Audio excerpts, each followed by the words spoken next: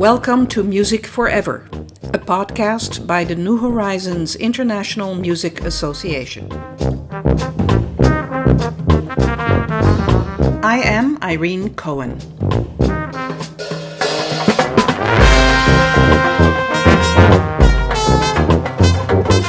Norman Thiel is the Assistant Director for the New Horizons Band in Godfrey, Illinois. He is the President of the New Horizons International Music Association, or NHIMA, in 2023 and 2024. Norm shares his story about his music education, his interest in directing bands and choirs, while working as a businessman and farmer. He's also known as the trumpet farmer. Norm and I met at the Cincinnati New Horizons Band Camp in July 2023. Welcome, Norm. Well, thank you for having me. I'm glad to be here. So our first question usually is how did you get into music? That's a great question. I came from a family that really had no music at all. I had a grandmother that played a piano, but other than that, no. My dad couldn't hold a tune, and my mom didn't have anything. I just seemed like something that was interesting to me. I wanted to do. Got involved in singing in church choirs when I was a little kid, sitting there in your little robe and had these big sashes on the front of you, and you'd roll the stoles on, you'd roll the stole up, and then your mom would get aggravated at you because it was all curled up and she had to iron it then the next week. So, and did that, sang in choirs and stuff all through there. And middle school and high school, sang choirs all the time. So fantastic. Start playing in band. Yes. Do you still sing? Do I still sing? Yes, I do. Sing quite a bit. So try to. Yes. What are you, a baritone? Yeah. That's a good analogy. So, well, tell us a little bit about your choices of instrument. I mean, what instruments have you played over the years? Well, I started on the trumpet, and I still play the trumpet. I have never had very many interest in other instruments. The only one, if I had to start over again, I'd play a bass trombone. Other than that, I've had no interest. I've been totally intrigued in the past 10 years with bagpipes, but that's something out there that I will probably never get a hold of or do anything with. And my brother, 13 months older than I am, he brought home a cornet because he started the year before when he was in 5th grade and I was in 4th grade. And I started playing it more than he was. So when it came to my turn, I got a cornet too. I started getting a little bit better than my brother, so he switched to French horn. What is it about a trumpet or a bass trombone or a bagpipe that attracts you to those instruments? Well, to be honest, I want to make as much noise as I can. I guess it's the exoticness of it, because there is no reed that you're blowing like on a clarinet, and flutes are also one of those instruments that you have to blow into, and the trumpet is one that you're buzzing your lips, and that's kind of what it is. It depends on how well you produce the sound and your embouchure and your lip structure and all that, of how good your tone is going to be, what sound you're going to have. Same with the bass trombone. I just like that low, real gutsy sound that a bass trombone can give you. I know we only have 3 valves, and it's not a fingering nightmare like flutes, clarinets, saxophones can be.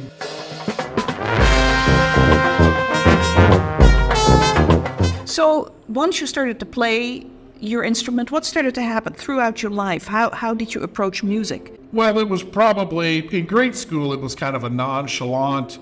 I played in the band because it was a way to get out of the classroom. Then in 6th grade, we got a new band director that consolidated all of these 5 or 6 different country schools out in the county into one school. They built a brand new school, a middle school, and we had 1,100 people or so, 1,100 students. And he was really nice. And I'm friends with him to this day. He's still playing trumpet. But I was kind of a troublemaker in the 6th grade. I didn't like studying too much. I got called to the principal's office one day, and she said, if you don't straighten up, I'm going to have to pull you out of band. That pretty much scared me silly because I wanted to be in the band. Yeah. And I decided I had better straighten up. So I straightened up. I'm going to a school, this brand new school, a brand new concept. It was open classroom. They had like 6 sections all met in one big room. Right. It's all the teachers in there. Mm-hmm. And then they decided, we're going to go to a pass-fail system. I thought, I got this. You know. And I did. I was able to pass everything because you had to be pretty well down or out to not pass things. So I just started playing in the band. The one thing my band director had on the wall that I still remember to this day, I can still see that sign. It said, results, not excuses. And I thought, that's pretty much where you got to live. As it was explained to me, an excuse is a lie wrapped in the skin of truth.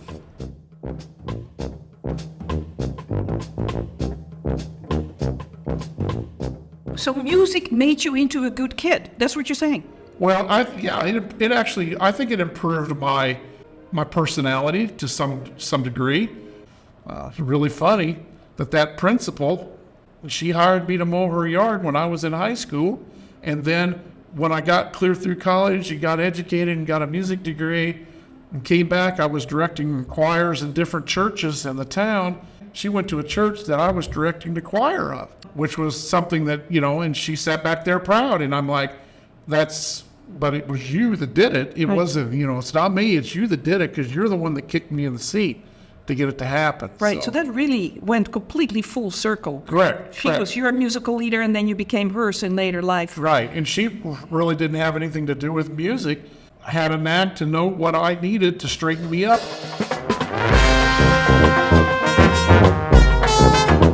So here you are growing up, and did you continue to play music? Obviously, you were very involved in choral music. Where did you go to school? When did you get your music degree? I got my music degree from Eastern Illinois University in Charleston, Illinois. It's a state-run school, and it's basically was known in the 1960s and 70s as a teacher's college. In fact, it was started in 1910 or 20, whenever it was started, as Eastern Illinois Teachers College.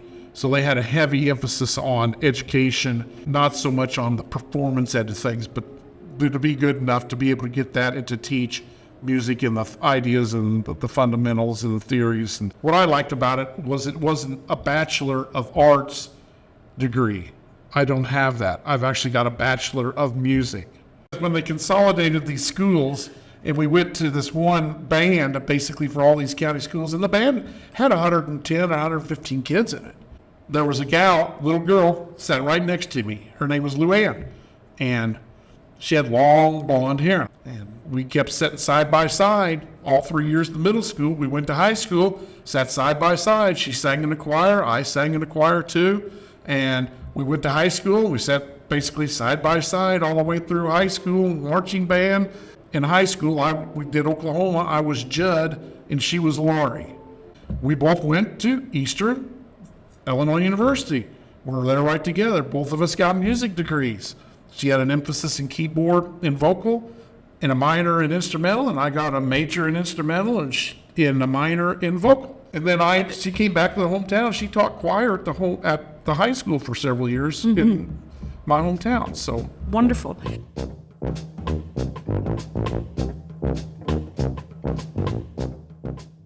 Somehow you ended up in the world of New Horizons. Tell us a little bit more about that. I directed some city bands and stuff in Jerseyville. I did other things that I would direct or play in. The high school musical, they went through a time where the kids were not strong enough to do the pit band for that. And I'd play those pit bands. One man told me, he says, have you ever considered playing in this New Horizons thing? I said, well, you got to be 50. I wasn't quite 50. I thought, okay, whatever. So then I turned 50, and I'm like, I really ought to start playing a little bit more. So I found out when the New Horizons band met from the one guy I knew that was in my hometown that went down there, and showed up at a rehearsal and decided, okay, we'll give this a try, and stuck with it, and finally found the camaraderie that people talk about and that they have in the New Horizons organizations, and these people were out there interested in you and talked to you and supported you and wanted to know what you're doing, kind of thing. So then as things went by, they elected me president of the board. And what really got me interested in NHIMA was we had several people who had passed away in our band, and we were sitting on quite a bit of benevolence money from that when they named us as memorials. And we were discussing what can we do with this money that's sitting out there, that we don't want to just throw it in a budget and just a general fund. We want them to be remembered somehow for what they did in the band. I said, well, why don't we buy everybody in the band a 1-year membership into New Horizons International? So that's what we did. Fantastic. And so that's when I started doing that. And I got several letters from people in NHIMA that said, we had never thought of that. We have this benevolence money. Can we use the same idea? And I said, sure. It's just something we came up with to try to do something. That is one way to help out and to do that. And that's when I got interested in the national level of things. Right. And you got on the radar of NHIMA because it was such an original idea to really get everybody to become a member of NHIMA in your band.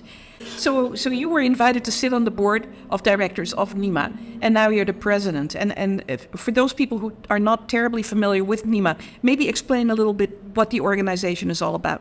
The NHIMA, New Horizons International Music, is the overseeing body for the organization of New Horizons Music. All the bands are autonomous. They do their own thing. They make their own rules. They meet where they want to meet. They take care of getting their own directors. They take care of their rehearsal space. They take care of their performances. We don't get involved with any of that. That's entirely up to each individual band.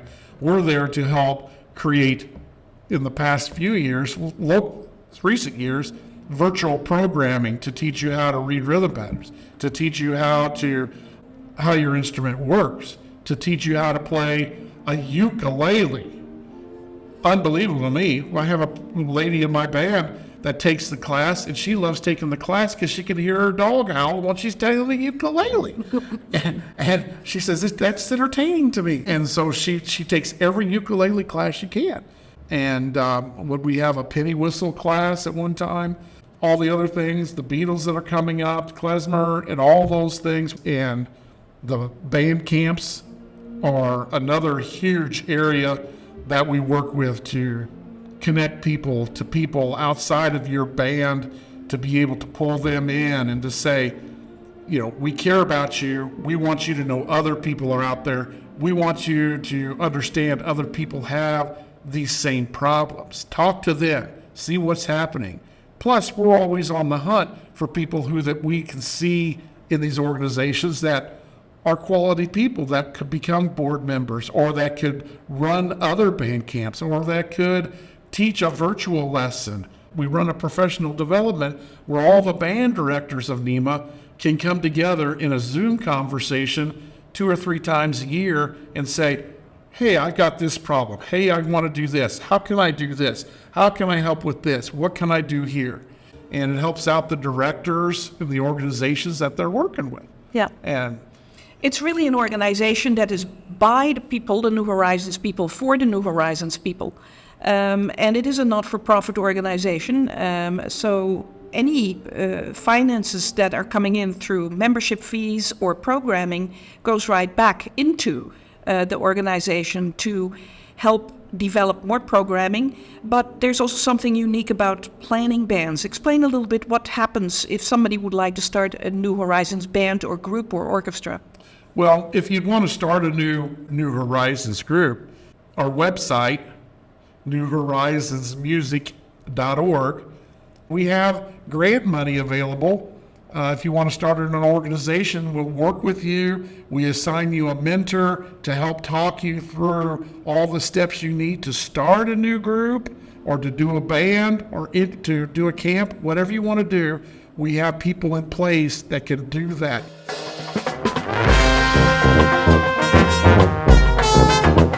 there's always an initial cost to starting up a new music group. And so when you become a group member of the New Horizons International Music Association and you've gone through those initial steps, NHIMA will be providing you with that grant. Money really well spent to sort of increase the joy of music and spread it around amongst so many people who want to do this. What would you say to a person who's never really played music, or who played music so many years ago they don't actually remember how to do it anymore and would like to start up again? Because it's a frightening sort of thing to do, isn't it? It is extremely frightening in their mind. And say a word that we use in the Midwest, the bugaboo about all of that is that you're the only one that's frightened, because nobody else is. In the New Horizons organization, we work with people who have never played an instrument. We're talking people who have retired from a full life of work, 65, 70 years old. We've had come into our band, never have played an instrument, but always love music and listening to music and want to give it a try.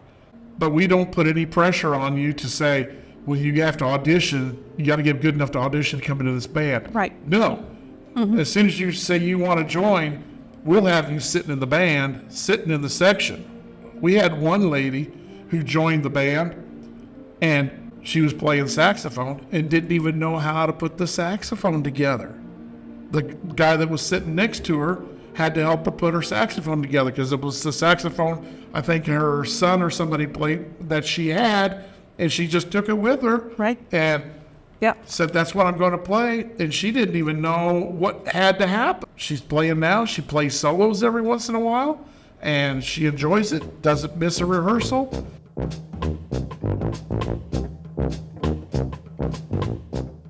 The fun for me is being able to talk to people and to be able to see people making relationships with other people, to know that they're going to take care of them and that people are taking care of this camp that we're at right now.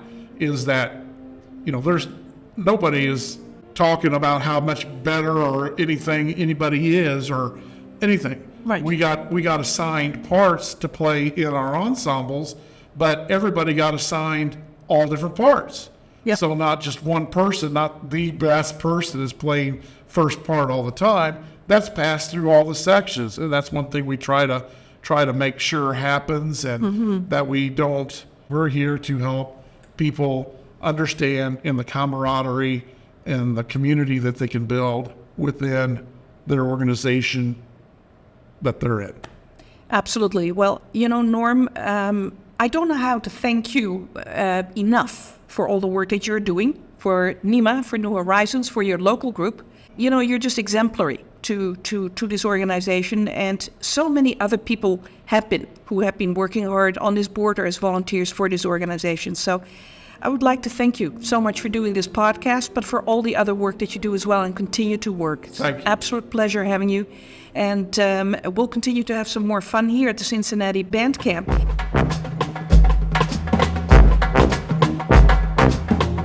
I would like to thank Norman Thiel for this interview. If you would like to find out more about Norm's New Horizons Band, you can go to the Facebook page of the New Horizons Band of Godfrey. That is Godfrey.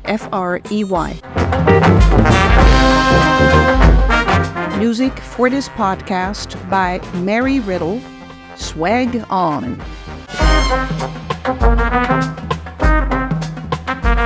Thanks for joining us for this episode of Music Forever.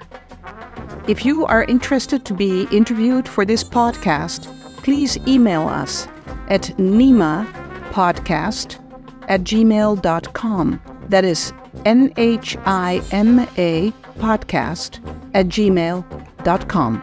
See you next time.